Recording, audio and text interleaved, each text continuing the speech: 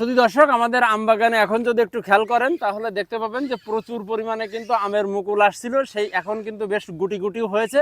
তো এই মতো অবস্থায় আম বাগানে সাধারণত পোকা মাকড় এবং ছত্রাকের আক্রমণ কিন্তু দেখা যায়।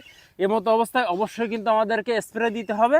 তো আমরা আজকেই আমাদের এই জমিতে স্প্রে দিচ্ছি। আমরা স্প্রে হিসাবে এখানে ছত্রাকনাশক হিসাবে দেওয়া হচ্ছে ইকোটা দিচ্ছি ছত্রাকনাশক হিসাবে। এইটা প্রতি লিটার পানিতে আমরা দিচ্ছি হচ্ছে 1 গ্রাম হারে। আর দ্বিতীয়ত আমরা এখানে কীটনাশক হিসাবে দেওয়া হচ্ছে সেটা হচ্ছে ইনোভা সুপার, এটা প্রতি লিটার পানিতে 0.5 মিলিলিটার।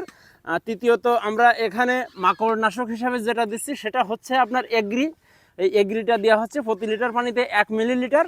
তো এই 3টা ঔষধই কিন্তু আমরা একসাথে আপনার মিক্সার করে এখানে কিন্তু আপনার পানির সাথে স্প্রে দেওয়া হচ্ছে, দেখতে পাচ্ছেন।